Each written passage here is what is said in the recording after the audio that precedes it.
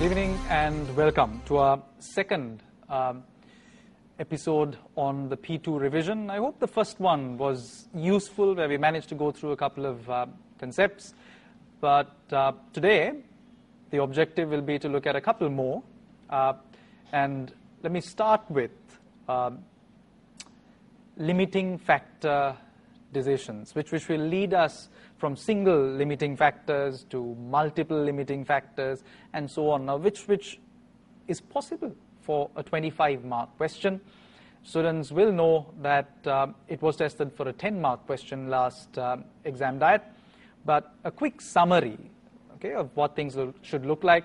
And what I've also done is just brought in some of the graphs which need to be drawn, which have been hand-drawn, so that you see what the graphs should ideally look like at the exam. Because it's important that if you do end up drawing graphs, that they look a certain way, where you make maximum use of your graph paper as well, rather than just a very small, untidy graph. So you need to be very careful with a few things there, right? And with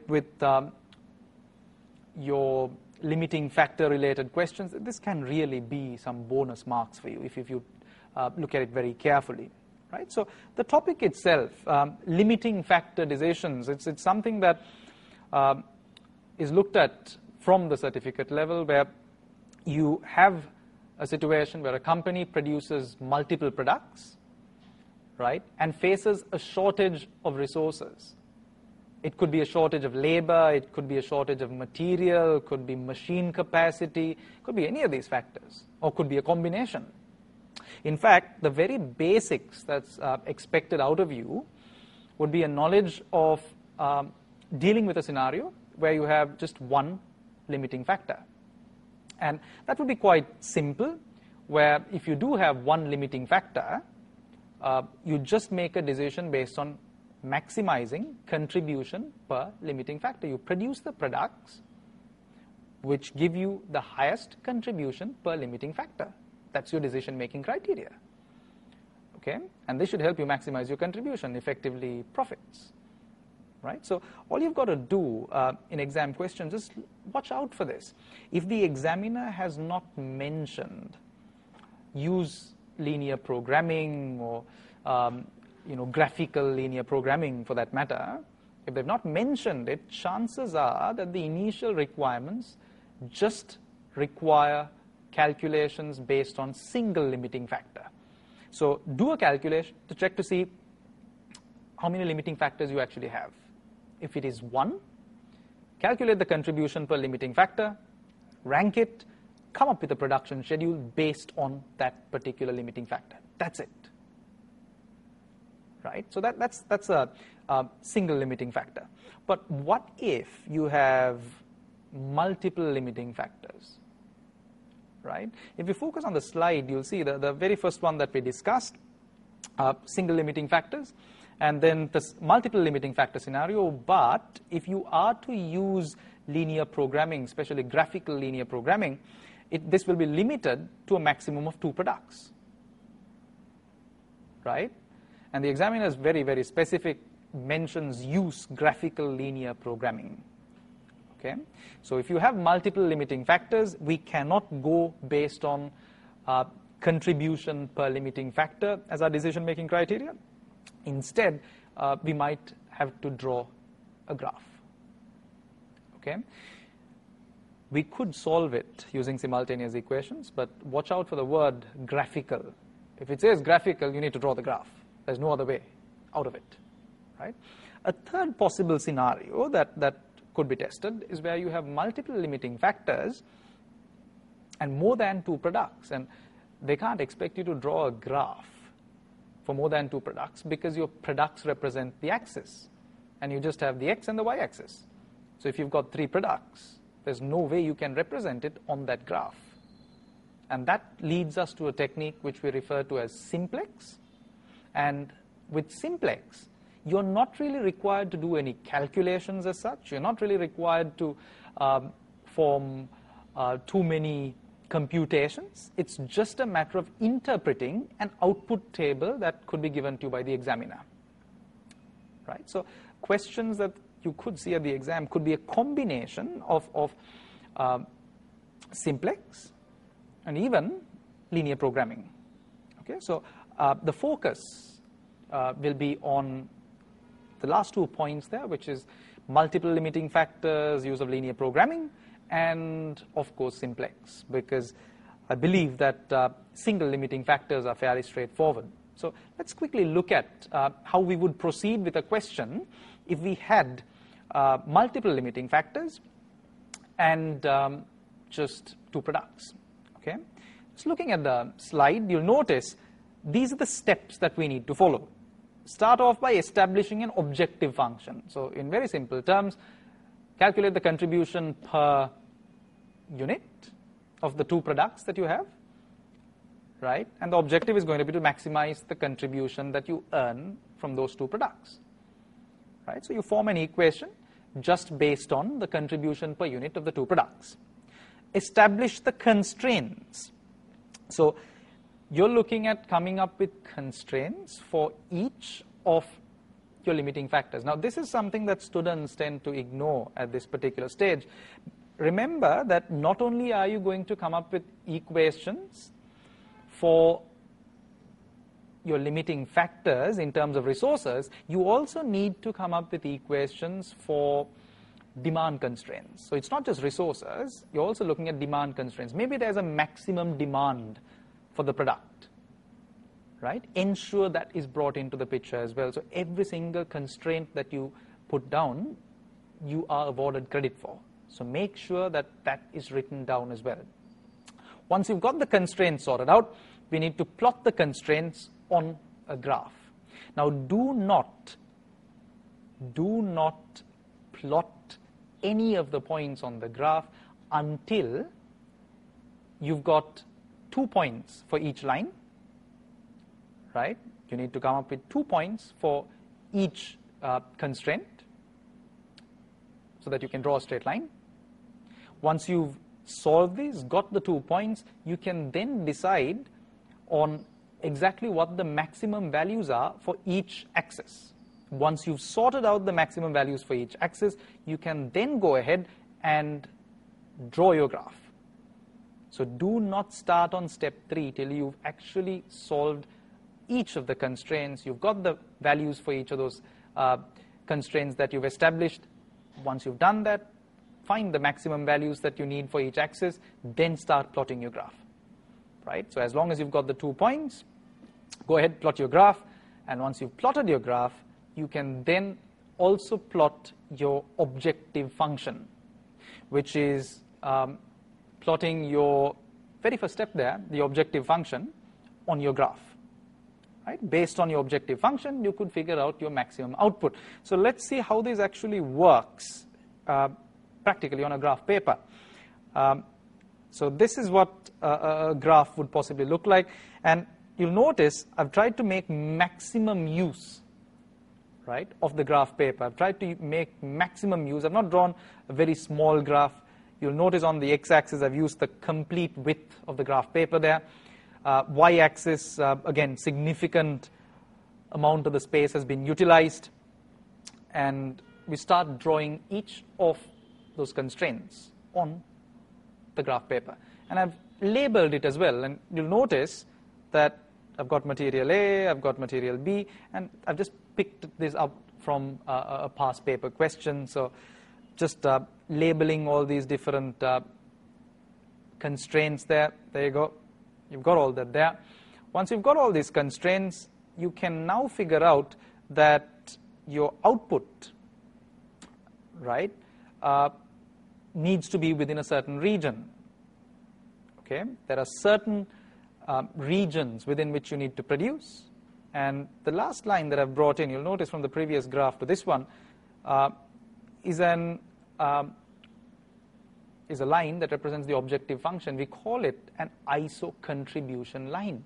Now, once you've got this ISO contribution line in place, it's just a matter of you placing a ruler on it, moving your ruler parallelly, okay, to this ISO contribution line, move it upwards, whichever point you come across last. So you keep moving the ruler upwards on a parallel line, you'll see that the points that you'll come across, you'll have a maximum of 450 for product J. You'll also come across roughly about 433 units for product L, and then you've got something there which is just a little more than 300 units for J and about a little less than 300 units for product L. Okay, somewhere there. You keep moving this ISO contribution line upwards. The last point that you come towards, the last point is your optimum production level. And that's that. Okay, so it's about roughly 310 units for J and about 285 units or so for L. This is effectively how you come up with your optimum production. Make sure that you've drawn all of the constraints on the graph. Every constraint that you draw, you're given credit for. Make sure the ISO contribution line is there as well, and you mark out the optimum production levels, right? Make sure you've not taken any shortcuts. If you've solved this using simultaneous equations and the examiner says use graphical linear programming, you will be docked marks, right? So this is linear programming, okay? What if the particular question has contracts involved, which is again another scenario the examiner tends to bring in. If there are certain contracts, so you have, let's say, product X and product Y, and the examiner tells you there's a fixed contract that is signed, you have to supply 100 units of X, 150 units of Y. And in addition to that, you have a limitation of resources. If you focus on the slide, here's what you have to do.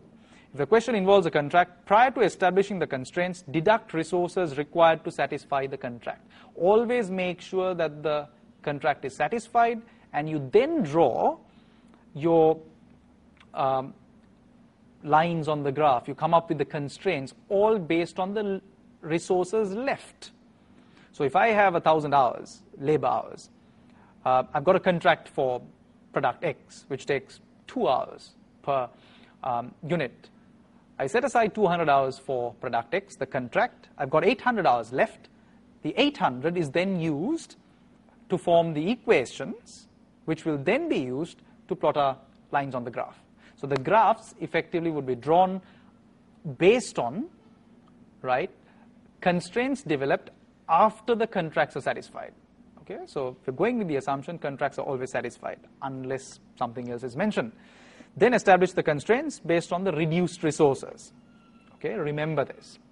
And another requirement based on, of course, your linear programming questions is calculation of a maximum financial penalty. Just two simple things you need to compare. Again, focus on the slide. You'll see total contribution if the contract is not satisfied. So if you don't satisfy the contract, what output level you'd go for and what your production would look like, you get a total contribution. Compare it with the contribution if the contract is satisfied.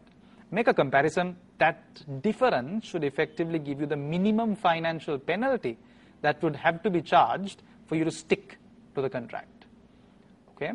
So second part of what the examiner is really capable of testing, right? It's important that you understand this. Now, if by chance we proceed with the contract, chances are we will earn a lower contribution. If you ignore the contract, chances are you will earn a much higher contribution.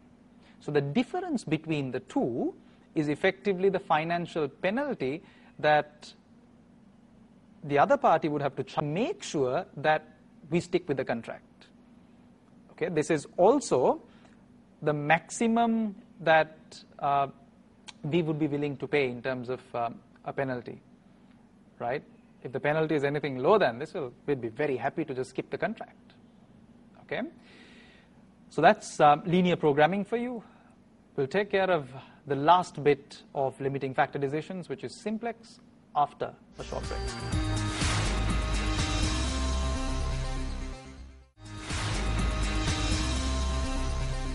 Welcome back. Right, so we've gone through the basics of limiting factors. Let's wrap it up by looking at the last bit on limiting factors, which is going to be multiple limiting factors and more than 2 products, which means we can't put it on a graph. And the technique is known as simplex. And again, I've just picked out a miniature scenario from one of the past paper questions. And this is an output table, which tends to be given to you. And you'll notice on the slide, you've got product L, product M, product L other value, product M other value, direct labor, direct material, machine hours, and contribution.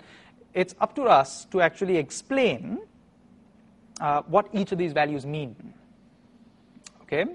And let me quickly show you a list of what we are likely to see in an output table explanation-wise. So this is what you're likely to see. Output of products, okay? The production levels effectively. Any unsatisfied demand, surplus or unused resources, shadow prices, that's only available for scarce resources. So if you don't have enough, meaning a limiting factor, you might see a shadow price. Contribution for the production plan that we've come up with. So with simplex, because the calculation is reasonably complicated, the processing part of it is done by a computer software. The final output is given to you, and all you need to do is effectively interpret it. So these are the likely interpretations that we should be able to provide for an output table. And looking at our output table, you've got product L, 400, which is likely to be the production of product L. Product M, 194, which is likely to be the production of product M. Product L, other value, unsatisfied demand, probably. You'll notice it's 0. Product M, other value, unsatisfied demand for product M, 506. So one's likely to be the production, the other one's likely to be any unsatisfied demand. Direct labor, you have 312. It's not a dollar value, it just seems to be 312, probably hours, which would mean surplus hours.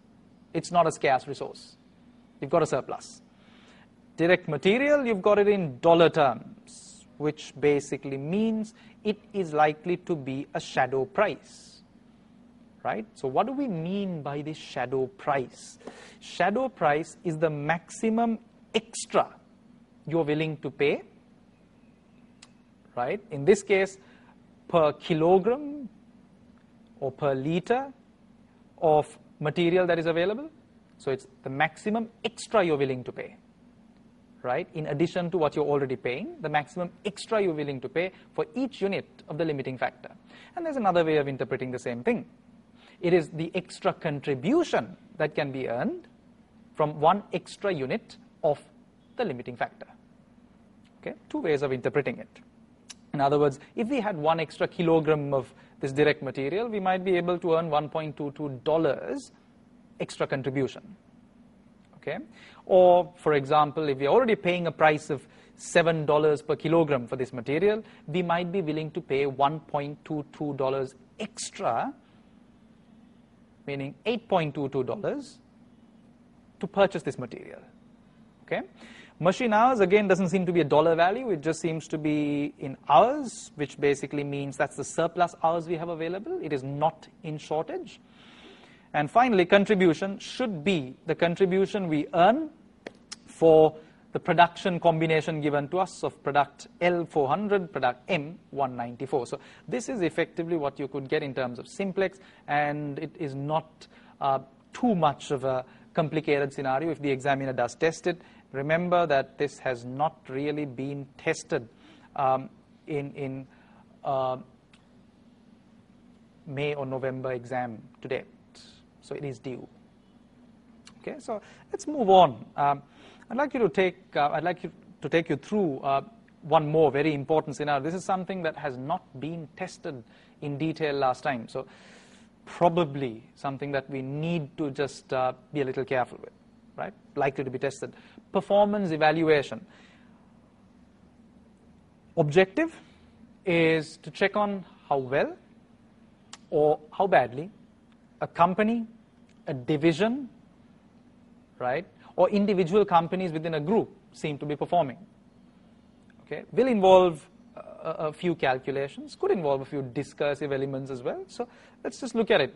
Looking at the slide, performance evaluation, few ratios that you could use. You're able to look at the gross profit margin, operating profit margin, provided information is provided. Operating expenses as a percentage of revenue or turnover, which is the difference between gross profit margin and operating profit margin, that's 1 and 2 above. Again, provided the information is available.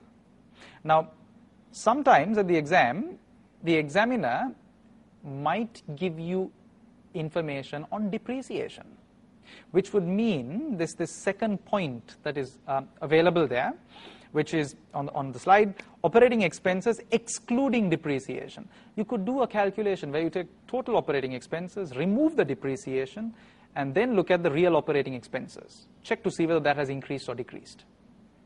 Okay? Because depreciation effectively is affected by your depreciation policy. Maybe you've gone with reducing balance. And over time, what happens with the reducing balance method of depreciation? Depreciation reduces. And it could hide inefficiencies in your operations because your operating expenses might remain constant or might have decreased purely due to depreciation. Right? So if the information on depreciation is available, do a calculation where you remove depreciation expenses and then calculate your operating expenses. Okay? And the other one, which is a very, very important one, ROCE, you might also refer to it as ROI, return on investment, which can be explained through a combination of two other ratios. Okay? Just taking a look at this, we tend to take a look at ROCE or ROI, which is the formula given to you there on the slide, which is operating profit divided by capital employed, or you might call it net assets. Okay? Which is an integration of two different formulae, operating profit margin, which is operating profit divided by turnover, and asset turnover, which is turnover divided by capital employed, or what we call net assets. Right?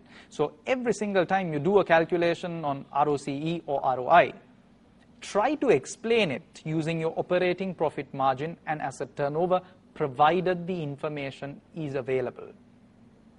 Okay? So this is a useful integration to have, purely because some companies tend to charge a very, very high margin. They charge a very high price, giving them a very high margin. Okay? But due to the higher price, they are not able to sell as large a quantity, so their asset turnover is low. So high margin but low asset turnover results in overall the company making not such a great ROI. Companies that pick to go the other way around, they might charge a very low margin but have very high asset turnover. That combination could again ensure that they have a reasonable ROI. Right? So it really depends on the strategy the company needs to follow. Okay? What they intend on following. Right? But it's a combination of these two factors. This is the very basics that you could look at in terms of performance evaluation. Again, a question of this nature is due. It hasn't really been tested in too much detail in a while. Okay?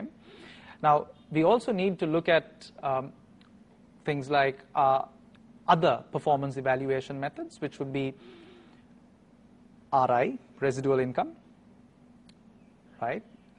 Advantages and disadvantages of the return on investment approach, which I'll just quickly rush you through because having a knowledge of it might come in handy at your exam. So we'll take a look at the disadvantages of going with ROI, the disadvantages of RI, or what we call residual income effectively, after a short break.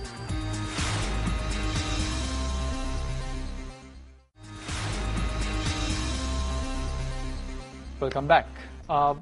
Before the break, we were discussing ROI, right? So here's a quick summary of what we've done. We've looked at ROI, which is operating profit divided by capital employed multiplied by 100, or what you call operating profit divided by net assets multiplied by 100. So we've looked at a breakdown of this particular formula into two constituent parts.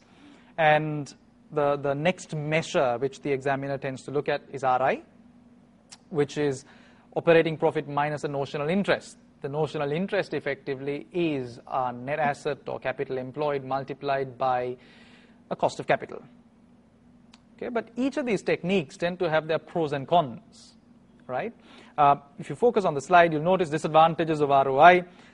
It's a relative measure. It doesn't really look at the absolute returns that are made. So an investment which gives you a ROI of 12% would be preferred over an investment that gives you ROI of 11%. But the investment that gives you ROI of 12% might be a $10 million investment, whereas the 11% might be a $100 million investment. Right? So the relative nature effectively ignores the scale. Over time, ROI should improve even if your profits remain constant, because net assets should keep decreasing. Okay? And this basically encourages companies or their divisions not to invest in assets over time. They'd rather have a deteriorating asset scenario where the net assets keep dropping, which would ensure that their ROI percentage keeps increasing, which is not really very good for the future of the organization, could in fact be detrimental to the organization. So focus is more on short-term profits rather than long-term value for the company. So you don't invest in things like research, you don't invest in things like training your employees, don't invest in new assets, you try to run it with your old assets, which is not the best thing, and also results in what we call sub-optimization, right? Individual divisional management might take decisions that benefit the division and not the overall organization. Okay? Now that's ROI. RI, with residual income effectively, we are looking at a main disadvantage, which is, well, this time we say it's an absolute value. It's not a percentage. Okay? If it's not a percentage, here's the problem.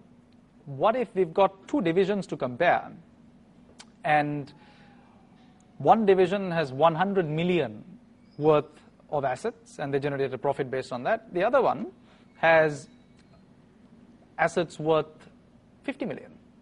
Can we really compare the RI of the two divisions? It seems unfair.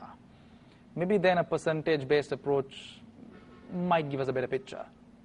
Most of the other disadvantages are pretty similar to ROI, right? So useful to have an understanding of this bit so that you could use it at your exam. But also, just a couple of extra points. Just be aware that you're able to assess the performance of a division. You're able to assess the performance of managers as well. Be aware when you make the comparisons that you only look at elements that are controllable either by the division or by the manager.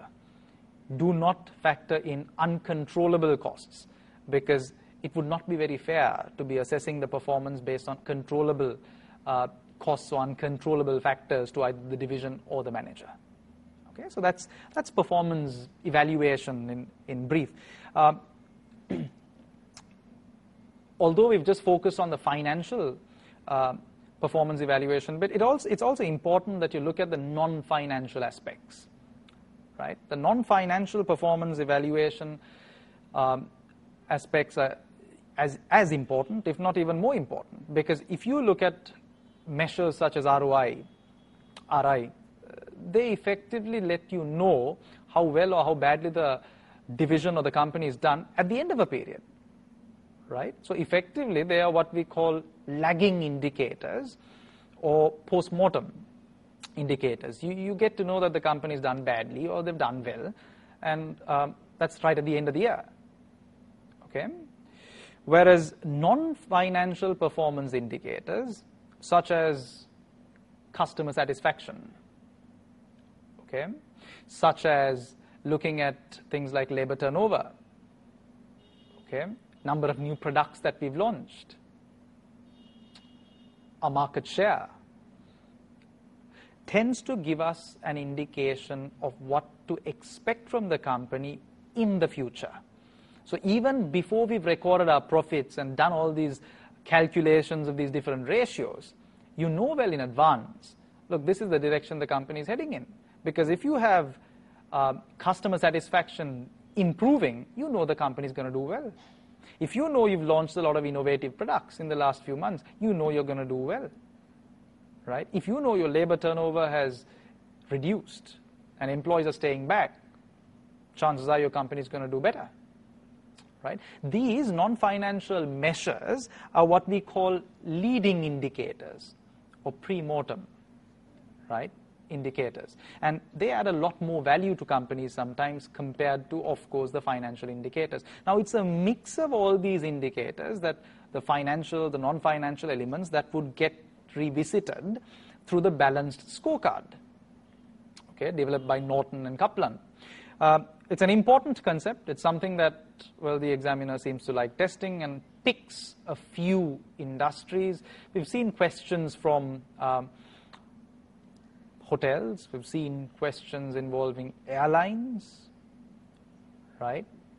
So it's a very limited number of industries. In fact, I believe there have been questions even from a library, okay?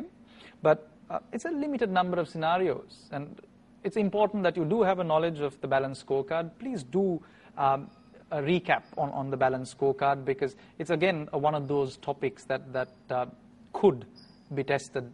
And it's just important that you know what the balanced scorecard is, the fact that it covers 4 different perspectives and measures for each of those perspectives, right?